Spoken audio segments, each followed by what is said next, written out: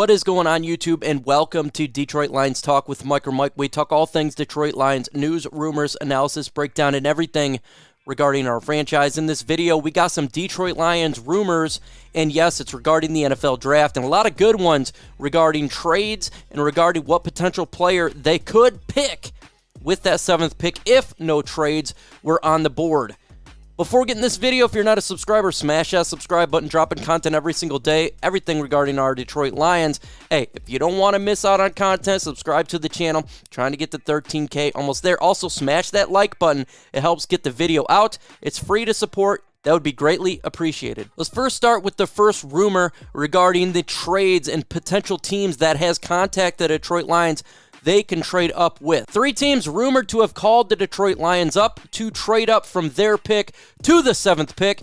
It's starting with the Philadelphia Eagles. It's looking like the Philadelphia Eagles are wanting to get, obviously, a premier player, maybe an offensive weapon to really spark that offense out, and they believe at the 12th pick, currently where they're at, that they cannot get that player that they want. They have contacted the Detroit Lions, and I'm sure they've contacted other teams in the top 10 as well to jump up and acquire a draft pick of the 7th overall pick to see if they can get that spot, just depending on what they would be willing to give up. Now, if the Detroit Lions did do that trade, you're going from 7 to 12, falling 5 spots, and there would definitely be premier talent there if they wanted to get a Micah Parsons or something like that. They definitely could do that, just all depending on what they would be getting in return for falling back. In my opinion, if there is premier talent on the board like a Penei, Sewell, or a player such as that, you better give me a first-round pick next year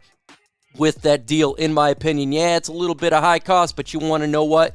If you want that premier talent that you're willing to jump up for, if maybe a wide receiver falls, a Jalen Waddle or a Jamar Chase or something like that, you better give us some draft capital because we're missing out on a premier talent. Folks, do a big-time favor and smash that like button. The more likes that I get, the more chance that this video gets out. These are rumors that the fan base needs to hear. Smash that like. Let's get to 200 likes in this video and destroy the legacy media with this YouTube thing going on. Smash that like button. Obviously, the Minnesota Vikings as well is called up, interestingly enough, to jump up in the top 10. One of the teams is the Detroit Lions. Who do they want? Well, Darren thinks it could be an offensive lineman, maybe a Penei, Sewell, or a Rashawn Slater, something like that to fill their offensive line. Again, if you want us to trade back from where we're at, and we're going back, and you want to get a solid player that's in our own division, we need to get a first-round draft pick and some more. No doubt about it. I think this is unlikely. It's hard to trade in with the division, especially if they're trying to get a premier talent. Like, you don't want to give them a Penei, Sewell if he's there. You don't want to help them out immediately without giving some mass return because we got to face this team. They do draft well, and it's something I don't want to see Penei, Sewell on the Minnesota Vikings or Rashawn Slater, whoever they covet, they feel is something that they would like to get. You want to be able to get their resources in return to help your team out. So I would value more draft capital from NFC North team. I don't just want something silly here. I want something big time in return. So, you know, it seems a little unlikely to me that the Detroit Lions would be able to trade with a Minnesota Vikings team, but they have called up, and I'm sure, again, they've called up other teams, as well as the New England Patriots has called the Detroit Lions. No doubt about it. They've been rumored to want to trade up because why? They need a quarterback, and if Justin Fields is there, and it probably looks like he definitely could be there, the New England Patriots would like to jump up and get his services. If they coming up, we got to get a first-round pick this year. We got to get a third-round pick and maybe a player, a N'Keal Harry or something like that, to move back that amount of spots. Going to the 15th pick is a fairly significant drop. You could get a player like a JOK could be there. Maybe a Micah Parsons is there. A Christian Darrisaw. Who knows? But those teams are reported to want to trade with the Detroit Lions, and I'm sure other teams in the top 10 of this draft. Also, per Albert Breer, if the Detroit Lions do stay at the 7th pick, there are 3 players that they look to potentially draft in his opinion, and one of them would be the linebacker, outstanding one out of Penn State, Micah Parsons. We obviously know about the bad group that we currently have on the Detroit Lions defense. Our linebacking core is absolute garbage last year. It's not that much improved. Yes, we did additions by subtractions with Jared Davis as well as Christian Jones, but we need a lot of help there, so it makes sense that the Lions would like a Micah Parsons. He's sideline to sideline ball freak, getting after the quarterback, doing everything he can to make the best plays for him and his defense, and in a lot of people's opinion, he's the best player in this 2021 NFL Draft on defense, and the Lions need a lot of defensive help, so that makes sense from a standpoint of getting the best player on defense available, and specifically for a need such as the Detroit Lions linebacking core. Subscribe to the channel. I am extremely close to 13K. I'm extremely close. I'm a little over 100 away from 13K. I'm dropping news every day, rumors, everything the Detroit Lions. If you're watching it, you might as well subscribe. We're going to bring you raw. We're going to bring you factual and great stuff regarding our Lions. Smash that like button.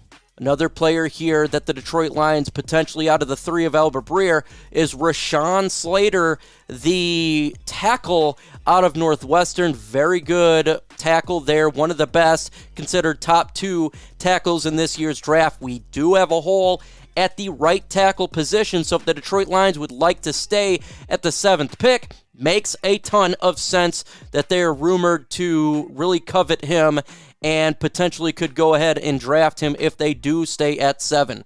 We need to run the football, no doubt about it. And you got to have a solid offensive line because we haven't had a running game since Barry Sanders. Let's admit it here. It's not been good. We do have a very good running back combination in DeAndre Swift and Jamal Williams. Solidifying that offensive line, putting him on the right side would immediately do that. And the Detroit Lions could run the football and be a more physical black and blue football team that punches you in the mouth and wins in the fourth quarter on the ground. Makes a ton of sense. And lastly, and definitely not least, because I left the best for last, and that's my player here in this draft. And the Detroit Lions are rumored to really like, if they stay at 7, the monster left tackle. He can play right tackle. Penei Sewell out of Oregon. This guy is a straight beast. He's my number 1 tackle in this year's draft, and I am exceedingly liking the concept that the Lions like Penei Sewell, and if they did stay at 7, they could select him if he is available. Solidify this offensive line, and Penei Sewell will do that. He will push that pocket, and you're going to run the football. And if you want to win games, you have an offensive line with Frank Ragnow, Penei Sewell, Taylor Decker, Jonah Jackson, and who knows, Vati Vaitai and Stenberg battle it out for that other spot. That's looking like a top 5 offensive line, an offensive line built to punish. If he's there, I'm extremely happy that a Dan Campbell would like to have him on this football team. He's physical, he's a monster, he's very good at pass protection and run blocking. That's something that could be extremely valuable, and if he fell to the Lions at 7, I can understand why they covet them. And if teams want to get up and get him, like those teams that we talked about, you better give premier draft capital, no doubt about it. So I am liking these rumors right now. We're just a couple days from the NFL draft. I like the Penei Sewell. I like the Rashawn Slater. I like the draft concept of people trading up. This is great, and we are 3 days away from the NFL draft. I tell you what, though, Dan Campbell and Brad Holmes, they got to get this draft right. They got to make the right decisions. If they stay at 7, they got to get a blue chip player. If they move back, they got to really help this team out for the long run, get multiple picks so they can fill this team up and this roster up, because there's a lot of issues going around with this football team. And one thing I do know after that is what I don't know, and that this draft is extremely difficult for a Lions fan to understand. So if people tell you they know exactly what's going to take place, who the pick's going to be, I call bluff on it, because this is predictably unpredictable, and that is good for the Lions. It's good for us fans to not know what's going to happen and to be a big-time surprise on draft night of what the new regime is going to do, because we don't want to be predictable. We don't want to know exactly what the team's going to do. We want to know after the fact.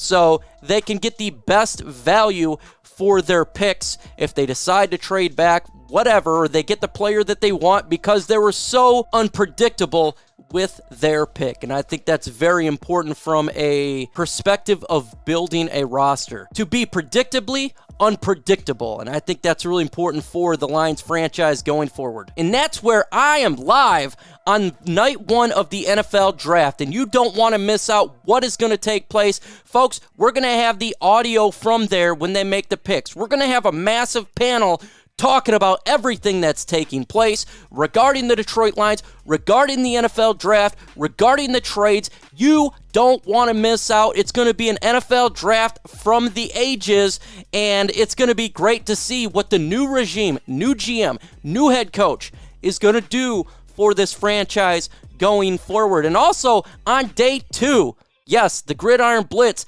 hosting day 2 rounds 2 and 3. It's going to be on his channel when the draft starts. You don't want to miss out. I'm going to be on there. We're going to have all sorts of fun on that. And, hey, you got to build depth. 4, 5, 6, and 7. Day 3 on Troxel Sports Talk's channel.